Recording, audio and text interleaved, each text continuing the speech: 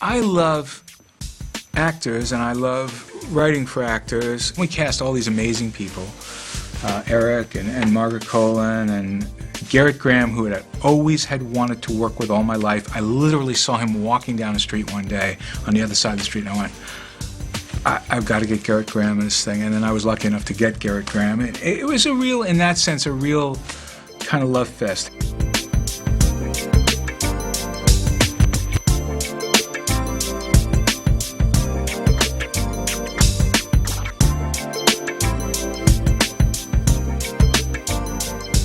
I'm also a big believer in sort of first-person storytelling. So even though there's a bunch of characters, there's usually one character through whose eyes you see the majority of the story. I was doing Magnificent Seven, and we were in our second season. We did 2 short seasons, and I read this script for Now and Again, and I just thought, this is so cool. And I went in to meet with Glenn Caron, and I remember in the audition, there's this scene where this guy is pushing me down the hallway in a wheelchair, and I'm doing handstands in the wheelchair and, you know, picking the guy up in the wheelchair and the whole thing.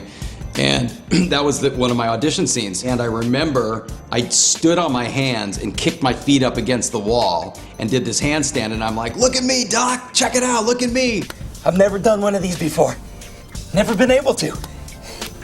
Mr. Wiseman. Uh-oh.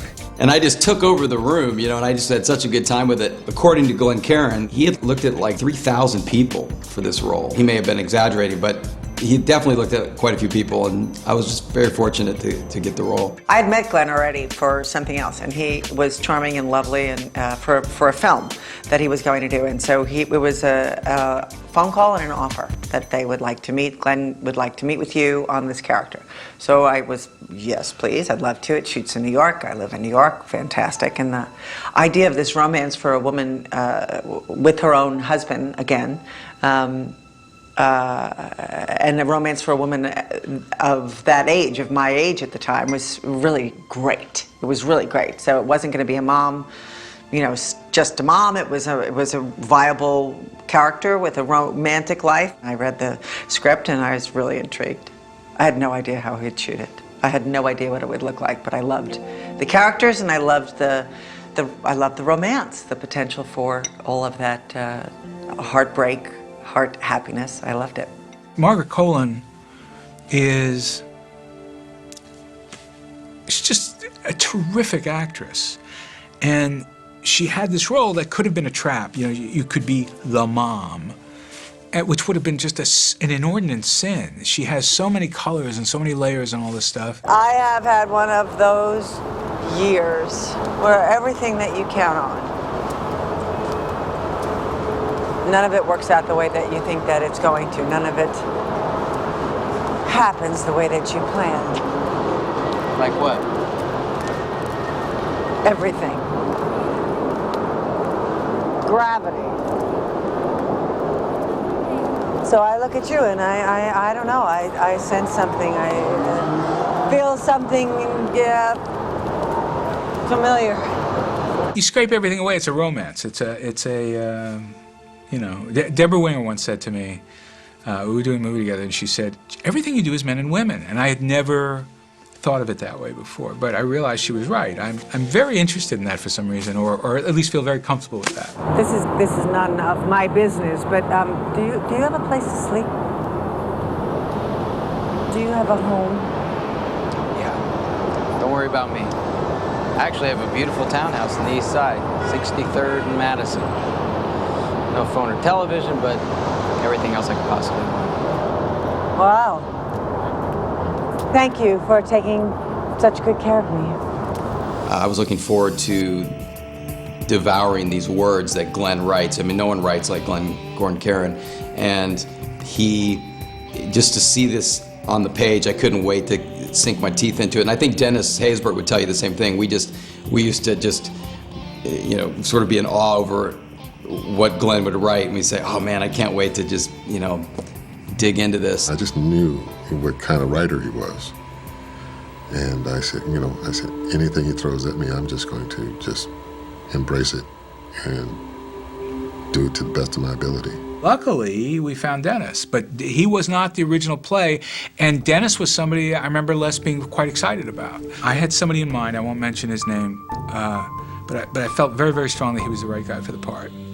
And Les said, no. And I had not had that experience. I was the guy who found Bruce Willis. I just hadn't had that experience. And I was a little, and he said, no, I want you to find somebody else, find somebody else. As I recall, I think he wanted a different actor, and CBS wanted me. We got on the same track really quickly. I did bring something to it that I didn't think that anybody thought I was going to bring to it. I'm Dr. Theodore Morris. I work for the United States government. I was wondering if I could ask you some questions. I read the script and I said, oh my God. I said, the first 6 minutes of this is me. Let me be the first to tell you, you had a beautiful funeral, Mr. Wiseman. I did? Absolutely. Day before yesterday. I certainly hope when it's my time to go that my loved ones send me off in a spectacular fashion. And I look at this character and he's got so much going on. I mean, he's got the comedy, the serious science part, the humanity, the inhumanity. Right now, what you are is a middle-aged brain hooked up to some extremely sophisticated computers that let me hear what you think you're saying. The United States government, our government, has since the conclusion of World War II spent billions of dollars researching all sorts of biochemical and bioengineering techniques in the hopes of one day actually being able to build a man, an American man. A man who could do those things mere mortal American men are loath to do. This guy is almost godlike. Build a man with the speed of Michael Jordan, the strength of Superman, and the grace of Fred Astaire. I think I knew immediately, how to play him. There are times when I think when I play roles, I channel. I don't know who I possibly could have been channeling to do Theo Morris, but he was otherworldly to me. Maybe it's a pipe dream. I always hoped that the pancreas that took me $19 million to synthesize would someday be cheap enough that every diabetic could get one. Or your $47 million pituitary. They'd be stocked right next to the fan belts and the spare fuses. Pituitary in every pot, huh? Something like that. When the words came out, it came out in that way. I haven't played a character like him since.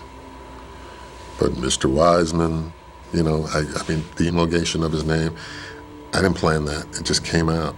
Mr. Wiseman, somewhere along the way, have I mistakenly given you the impression that you have a say in what you will and won't do?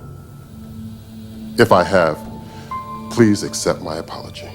You are an experiment. My experiment.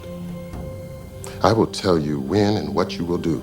I love massaging those words and having those words come out of my mouth. All these beta tests and nutrients, and I still can't remember all the stuff that I said. I was lost in the beauty and the strangeness of it. I was drawn to this dynamic of someone who is this close to their family but can't be with them, how to deal with that. That love that he has for his wife and daughter, but just can't act on it. And that was intriguing to me. First of all, I love Eric. Eric and Dennis are, that's my buddy. But Theo Morris and Michael Wiseman, those two characters were just, they're just joined. But they both wanted different things. Did Michael Wiseman want to be a service to his country? Yes, but he wanted his family more. Me as Dennis, can't blame him for that. Michael here is this family guy, who cares deeply about friendships. And Dr. Morris is solely focused on his science and very guarded. And I think through that experience, his heart is softened on some level. There was a very logical reason why Michael Wiseman could not get back together with his family. Because they would, first of all, it would freak his family out to the point where they couldn't keep that secret. As much as they would try to, they couldn't. Because even Gerrit finally met Michael in his, his new body. I go to great pains to, you know, clear it out of his brain or threaten him to the point where he would, you know, he would always keep quiet about it. It was so wonderfully well written. The scripts were deft and funny and never failed to be interesting, you know, which right away sets it apart from a whole lot of other stuff on TV. It was a genuinely interesting show. These opportunities for these moments came up that were so real, so human, that they were just a joy to play.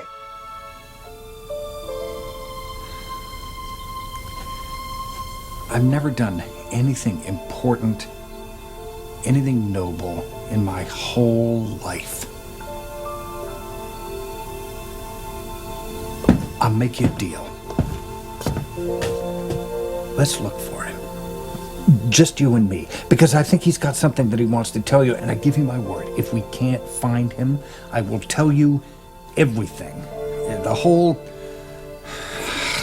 astounding story. Probably come back as nail fungus. But I swear, Lisa, I will tell you everything. It was weird, but Roger was the kind of guy who would accept that kind of weirdness if it felt right to him, you know? We're driving, and Roger has this epiphany. He says, I know who you are. I know who you are. You're Michael. And nobody's supposed to know this. You're Michael. Reincarnated, which immediately takes the pressure off. I gotta tell you, I'm shaking over here. I mean, you could knock me over with a feather. You know, you hear these stories about people coming back as bugs or cows, but I mean, a stud muffin? How does that work? I mean, did you put in some kind of special request, or did you do some extraordinarily good deed?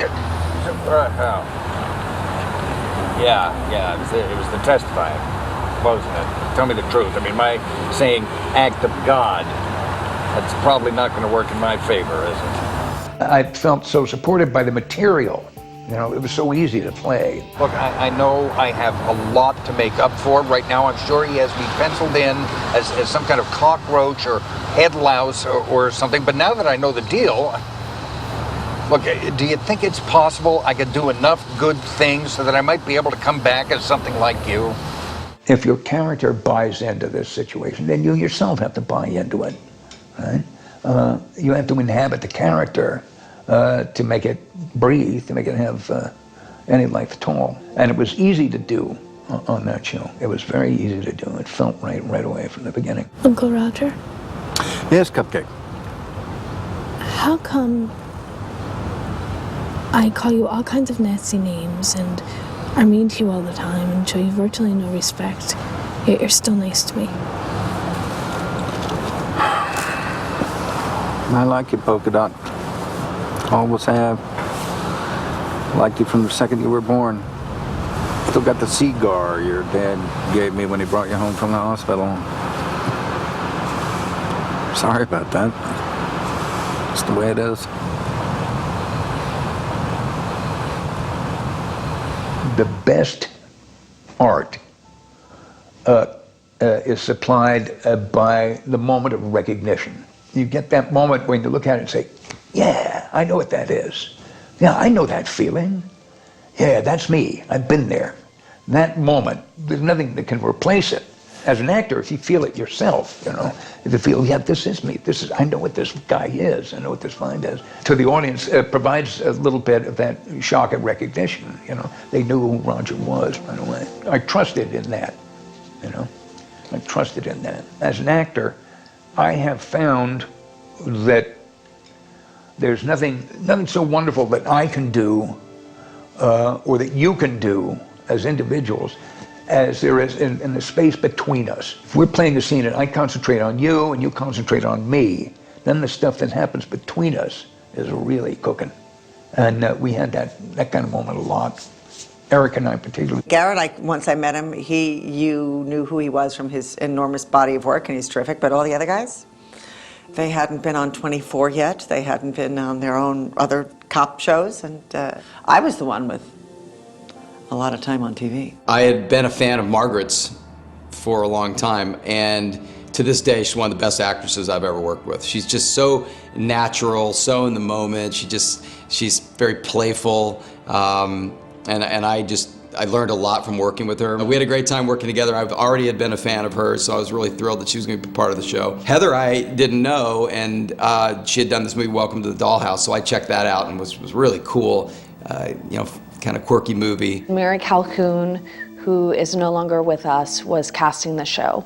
And she had been a very big champion of mine from Welcome to the Dollhouse on, and she was very, very, very picky with what she would bring me in for, which I'm indebted to her in a profound way. So went in, met with Glenn, sat there, had a conversation. I had a double ear infection and bronchitis and had 103-degree fever. We sat and we talked for 15 minutes, you know, and we talked a bit about his ideas for the show, and I loved it. And I got a call, I think, a week later saying, we'd love for you to come play with us. I was so excited to see where Glenn was gonna go. That's what I was so excited about, because his mind is so brilliant.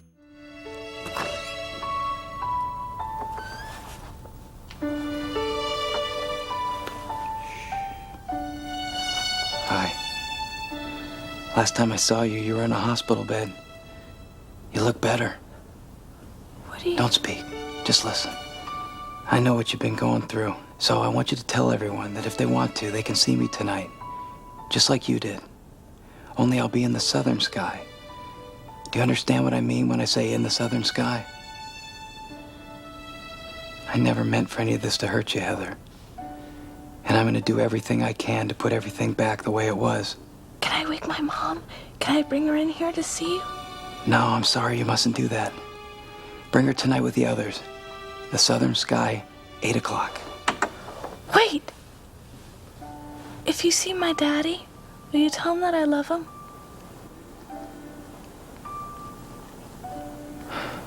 Oh, he knows, honey. He knows. We hope that we will speak to someone's heart, and that after they leave a movie theater or after they watch a show and invest in a series, they will be changed. They will either think differently or feel differently, you know, hopefully evolve on some level. But you never know how and what that's going to be, and that to me is the coolest thing. There's no specific, you know, structure. It wasn't just a science fiction show. To me, it was a love story, a journey of this man who essentially lost everything and is now trying to get it back, and what happens when what you desire the most you can't have. What I loved so much about Heather really was she had such a seemingly hard exterior. Uncle Roger, bite me. Heather! And was so dry and was so sarcastic. But the essence of her, I feel, was in that moment, like those two moments, the angel episode where she does become like a little child, and the scene with the butterflies just everywhere, just that seeming magic, but because also getting to remember, you know, the girl wasn't just like a random 15, 16-year-old girl. Like, she just lost her father. Her life completely changed. I do have this feeling about children on television where you don't go out and you don't get the kid who grew up in Burbank and learned how to smile when he was 2, and you get the kid who still feels like a kid. And Heather brought a lot of that sort of awkwardness that comes with being you know, sort of in your mid-teens and uncertain about so many things. Glenn gave me a really beautiful opportunity to not sugarcoat her experience, like allowed moments of sweetness and tenderness to see the true essence of who she was. You know, which to me led to that much more understanding as to why she was so hard and why she was so sarcastic, because she was so scared, because she was so hurt. And he allowed throughout that series like those moments where the defenses get to come down, because otherwise she's just like another broody teenager on TV that we've seen a million times before. That cast just kind of pieced together. I loved working with Gerrit and Chad Lowe. We had a great time. He did a great arc on the show. So we had a lot of super guest stars. Glenn had written the pilot, and they were actively casting. And it was obviously highly anticipated because it was a Glenn Gordon Caron pilot. And I remember reading the character and thinking, wow, me? I guess that would be an interesting way to go with this character. I'd like to think they cast against type a little bit. In retrospect, you look back and I go, well, that was really brilliant of Glenn in a way to cast someone of my type in that role, because I think people, think of me as being kind of the all-American, sweet, kind, all lies, by the way. None of it's true. But, that I would represent in some ways this kind of corporate entity, if you will, and represent the face of a huge corporation. When I first came in here to work, I didn't know anything about clothes or pitching or any of that. I had ambition to spare. And I looked at myself in the mirror and I thought, me? I don't really feel like that guy, but I can actually see a way that this could work. How'd you learn? Company put me with this guy. He taught me everything. Nice guy? Yeah, he was nice enough. And now he's working for you? No, see, I got the job he wanted. So, well, some people say he threw himself in front of a train. What? People are nuts, huh? Now, see, here's the ironic part. My annual bonus is based on how much revenue I generate, on how much profit there is after we deduct the cost of business. So, every time we don't have to pay off, every time we can deny a claim... It's money in your pocket. Kinda, sorta. So, in kind of a weird way, Wiseman's suicide was... Wait. You don't know it was a suicide. No, that's true. But I like that it was a suicide. I mean, what's the guy gonna do? It's not like he's gonna, come back and dispute it. I think the first time that I flew from Los Angeles to New York to do an episode, I took the red eye in and thought, oh, this will be great. I'll have time to work on the material on the flight. And of course, I got on the flight and was exhausted and thought, I'll just take a little nap. And took more than a nap and woke up somewhere over Hoboken, I think, and realized I had 5 pages of Glenn Gordon Caron's writing to try and memorize. And he's a very specific style. It's very challenging to learn it, but once you get into the rhythm of his writing, you're not searching for the lines when you're performing because it's so specific.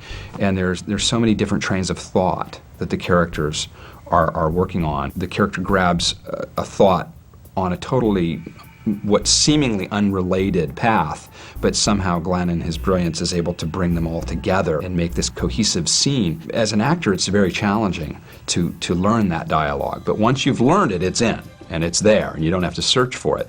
But I realized, I think very quickly, that I needed more than just overnight on a red eye to try and learn the scenes. We used to be keenly aware that Glenn preferred to be down on the set with us than up in the writing room. So the big push was to get Glenn upstairs and write it.